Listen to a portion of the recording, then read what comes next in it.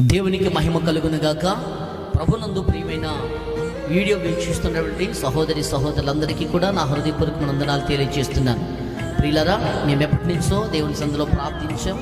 దేవుడు ఒక చక్కని మందిరాన్ని ప్రభు మాకు అనుగ్రహించాడు. ఈ నెల 20వ తారీఖున కొంతమూరు కళ్యాణనగర్ జంగల్ కాలనీలోని నూతన మందిర ప్రతిష్ఠిత ఆరాధన దైవజనులు కాకినాడ నుంచి యూసీవీసీ మినిస్ట్రీస్ అధినేత అయినటువంటి పేట్రి గారు వచ్చి వారి చేతుల మీదుగా నూతన మందిరాన్ని ప్రతిష్ఠించబోతున్నాం. కనుక మీరందరూ కూడా ప్రార్థించండి.